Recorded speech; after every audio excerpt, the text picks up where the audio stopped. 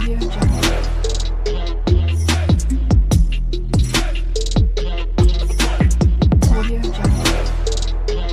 Guys, my name is Shruti and welcome to my channel. तो जैसे कि आप लोगों को पता ही होगा, ऑलरेडी मेरे एक्सप्रेस जेस यानी कि नोट जेस रिलेटेड बहुत सारे वीडियोस मैंने अपलोड कर चुका है। आई होप आपने देखा होगा।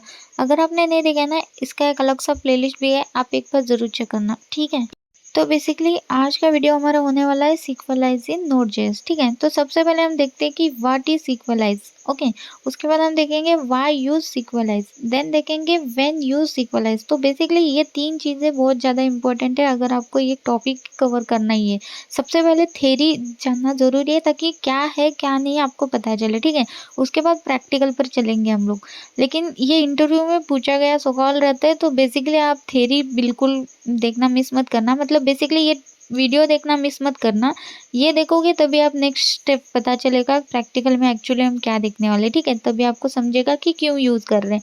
सो इसी वजह से तो चलो इस वीडियो को फिर मैं यहाँ से स्टार्ट कर देती हूँ, ठीक है।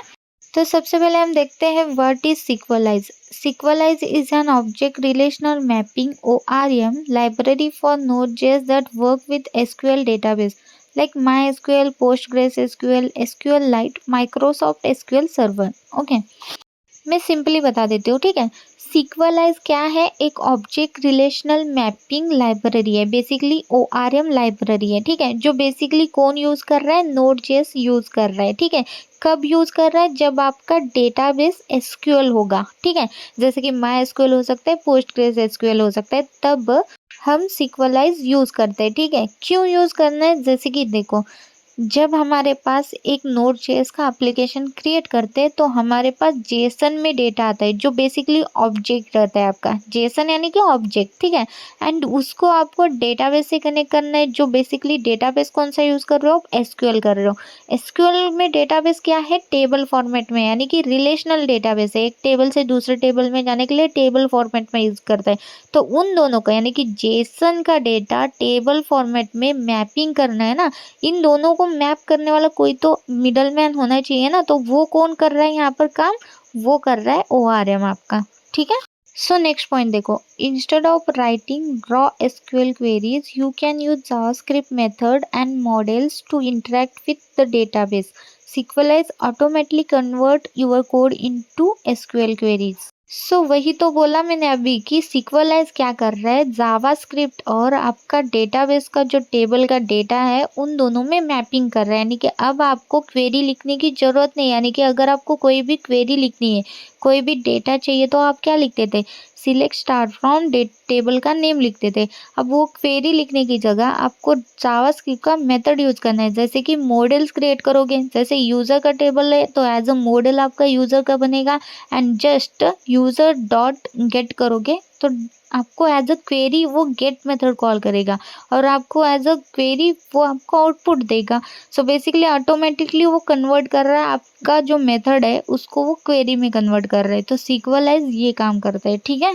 जैसे कि ये एग्जांपल आप देख सकते हो, ठीक है। विदाउट सीक्वलाइज रॉ SQL हमारी क्वेरी क्या होती थी? Select star from user where ID equal to 1, हम इतना बड़ा लिखते थे, ठीक है। अब हमें वही विथ सीक्वलाइज क्या करना है? यूज़र का एक मॉडल क्रिएट करना है, यानी कि एक टेबल आपको वहाँ पे कॉल करना है, ठीक है। यूज़र के अंदर आपका टेबल कॉल हो जाएगा। सिंपल आपको लिखना है डॉट फाइंड बाय PK और उसके अंदर आपको ID देनी है। अब आप सोच रहे हो फाइंड बाय ID करते थे हम लोग, फाइंड बाय PK क्यों है? तो बेसिकली एक टेबल में एक ही प्राइमरी की होता है। तो सिंपल हमने PK यानी कि प्राइमरी की को कॉल करा और उसके अंदर उस ID को दे दिया, दैट्स इट। तो वो फाइंड करेगा प्राइमरी की किसको लगा और उस हिसाब से आपका डेटा दे देगा। कितना इजी हो गया है ना। तो फिर से हम देखते हैं कि व्हाट इज सीक्वलाइज, ठीक है। इसके अंदर एक और पॉइंट है, मैं आपको वो बताना चाहती हूँ, ठीक है। जैसे कि देखो, what is Sequelize? Sequelize is an object relational mapping library for Node.js that work with SQL database like MySQL, PostgreSQL, SQLite, Microsoft SQL server, ठीक है। तो यहाँ पे सारी चीज़ें SQL रिलेटेड डेटाबेस है, ठीक है। तो आपको भी एक क्वेश्चन आया होगा कि ये सिर्फ SQL डेटाबेस ही सपोर्ट कर रहा है क्या? ये नो SQL जैसे कि MongoDB को सपोर्ट करता है कि नहीं? आपको भी क्वेश्चन आ रहा होगा ना। तो बेसिकली ये इंटरव्यू में पूछा गया सवाल रहता है, इसलिए मैं इसको भी कवर करूँगी, ठीक है। जैसे कि देखो, व्हाट अबाउट मंगोडीबी यानी कि नो एसक्यूएल, ठीक है। Can we use Sequelize in MongoDB? If yes, why yes? If not, why not? Okay, so इसका वन बाय वन हम देखते हैं आंसर, ठीक है। सो फर्स्ट क्वेश्चन है, can we use Sequelize in MongoDB? Sequelize work with SQL database while MongoDB is no SQL database. ठीक है, ये एक मेजर पॉइंट है कि हाँ, इस वजह से ये मंगोडीबी के अंदर यूज नहीं हो सकता है, मे बी, ठीक है। लेकिन नेक्स्ट पॉइंट देखो, the choice depend on how your data is structured and what your project needs. यानी कि मंगोडीबी के अंदर भी हम सिक्वलाइज यूज कर सकते हैं, ये सेकेंड पॉइंट है, ठीक है। मतलब दोनों हो सकता है, या तो यूज करो या तो ना करो, ये डिपेंड करता है आपके डेटा स्ट्रक्चर पर, ठीक है। जैसे कि डेटा स्ट्रक्चर आप यहाँ पे देख सकते हो, एसक्यूएल और नो एसक्यूएल का। एसक्यूएल के अंदर हम एक टेबल फॉर्मेट में वेल डेटा स्ट्रक्चर मेंटेन करते हैं, ताकि हमें पता चले कि इस डेटा से दूसरे टेबल में क्या रिलेशंस है, ठीक है। वही अगर आप नो एसक्यूएल का यूज करके स्ट्रक्चर मेंटेन करने की कोशिश करोगे, या तो डिपेंड करता है, जैसे कि अगर आप चाहते हो कि वेल स्ट्रक्चर के साथ आप नो एसक्यूएल का यूज करके भी मेंटेन करें, तो आप कर सकते हो। या फिर आप नो एसक्यूएल का यूज करके अपने हिसाब से आप डेटा मेंटेन कर सकते हो, यानी कि कहाँ से भी किसी भी टेबल में रिलेशंस आप ऐड कर सकते हो, ठीक है। वही एसक्यूएल में आपको वन टेबल से दूसरे टेबल में रिलेशंस बनाने पड़ते हैं। तो बेसिकली ये डिपेंड करता है आपके प्रोजेक्ट पर, आपका डेटा स्ट्रक्चर एक्चुअल में कैसा स्ट्रक्चर आपने बना चुका है, एक टेबल फॉर्मेट में प्रॉपर बनाया है, या फिर आप आड़ा टेढ़ा कुछ भी किधर सा भी कोई भी डेटा लेके आप वर्क कर रहे हो, ठीक है। नेक्स्ट देखो, यस, यू कैन यूज सिक्वलाइज इन मंगोडीबी, ठीक है। लेकिन कब? जब your data is structured and fit well into tables, your schema is stable and changes rarely। तो बेसिकली स्कीमाज यहाँ पर क्या है, जैसे कि टेबल के कॉलम नेम्स, ठीक है, तो वो चेंज रेयरली होता है तो ही, ठीक है। नेक्स्ट पॉइंट है, you need complex relationship between tables, यानी कि कॉम्प्लेक्स आपके रिलेशंस होने चाहिए टेबल के साथ, ठीक है। Your application require transaction across multiple tables, यानी कि आपके टेबल अगर आप एक क्रिएट करते हो, जैसे यूजर का टेबल क्रिएट करते हो, ठीक है, तो आपका वो मल्टीपल टेबल के साथ कनेक्शन होना चाहिए, जहाँ पर वो रिलेट करता है, जैसे कि ऑर्डर के अंदर, बुकिंग के अंदर, ट्रांजेक्शन के अंदर, जो भी पेमेंट रिलेटेड अगर टेबल क्रिएट होता है एड्रेस के अंदर, तो वैसे आप मल्टीपल टेबल के साथ भी कनेक्ट कर सकते हो, ठीक है, अगर आपका वो एक रिक्वायर्ड होगा तो। अगर ये सारी चीज़ें ध्यान में रखते हुए आपका डेटाबेस जो है वेल स्ट्रक्चर्ड होगा, तो आप मंगोडीबी के साथ भी सीक्वलाइज यूज़ कर सकते हो, ठीक है। इफ़ अगर आप सीक्वलाइज यूज़ नहीं करना चाहते हो मंगोडीबी के साथ, तो मंगोडीबी का एक्चुअल में आपका डेटाबेस कैसा होता है वो अभी देखते हैं, ठीक है। No, you can not use Sequelize in MongoDB. कब? जब आपका your database is no SQL like MongoDB which doesn't support SQL queries. Obviously SQL queries सिर्फ टेबल रिलेशंस के लिए ही बनाया गया है, तो यहाँ पर तो वर्क होगा ही नहीं। तो ऑब्वियसली आपका अगर नो एसक्यूएल यूज करके मंगोडीबी है, तो आप सीक्वलाइज यूज करने की कोई ज़रूरत नहीं, ठीक है। सो नेक्स्ट पॉइंट है, यूर डेटा इज अनस्ट्रक्चर्ड और चेंजेस फ्रिक्वेंटली, यानी कि आपका टेबल कैसा भी हो, स्ट्रक्चर में हो ना हो, किसी को फर्क नहीं पड़ता है।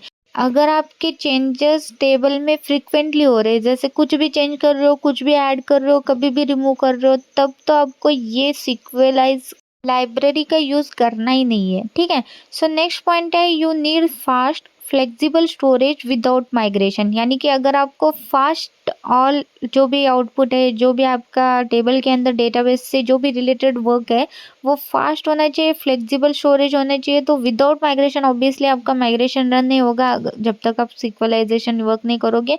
सिंपल, आप मंगोडीबी का यूज़ कर सकते हो। तो मंगोडीबी बेसिकली फास्ट वर्क करता है अगर आप माइग्रेशन रन नहीं करोगे बार बार, ठीक है।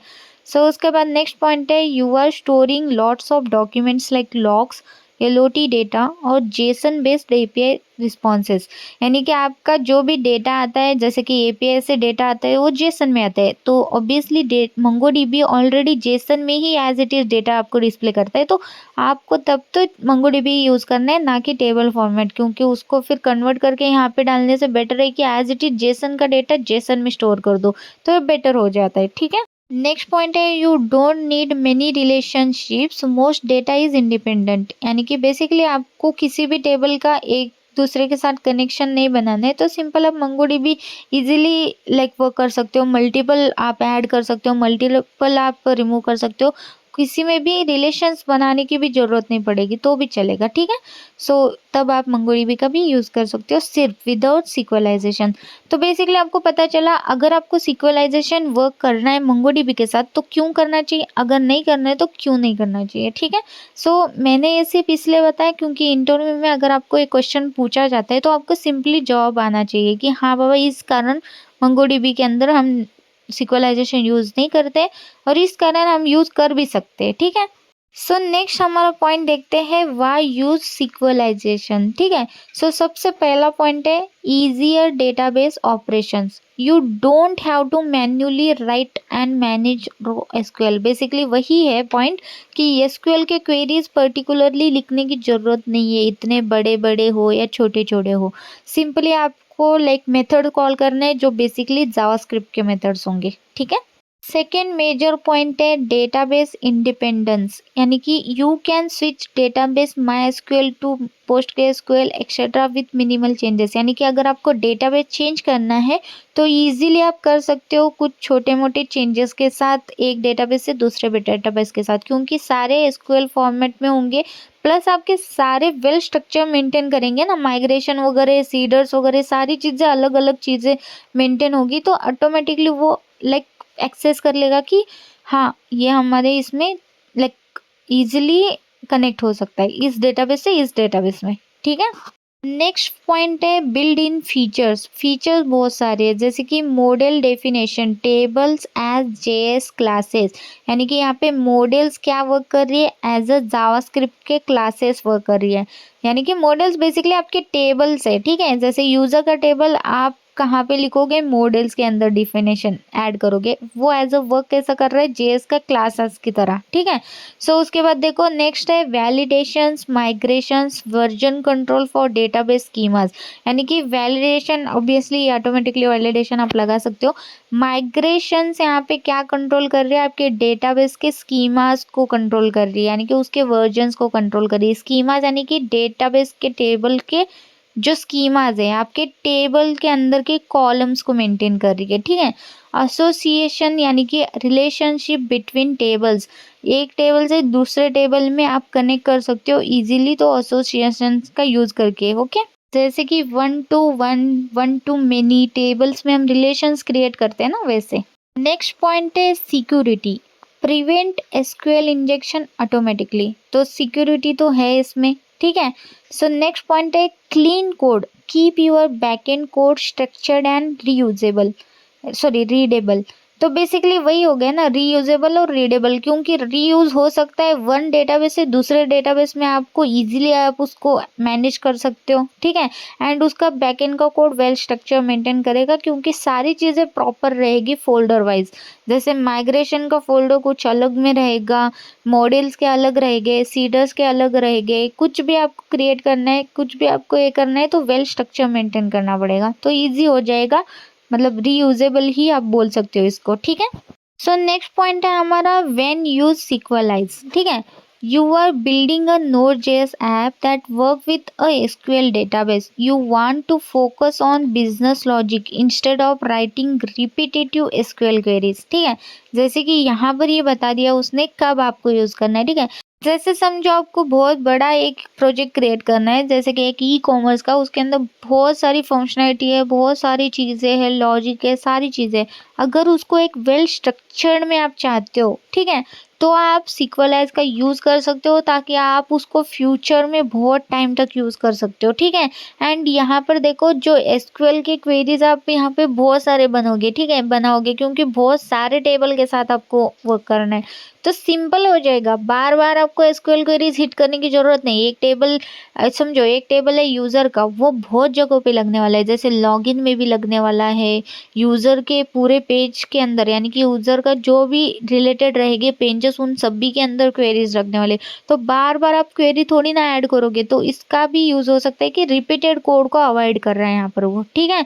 तो बहुत सारी चीजें हैं ऐसी कि वो आपको ये यूज करने में बेनिफिट्स है, ठीक है।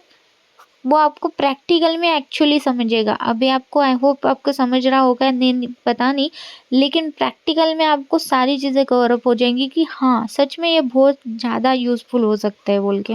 नेक्स्ट देखो, you need relationship between multiple tables, example user है, ऑर्डर है, प्रोडक्ट्स है।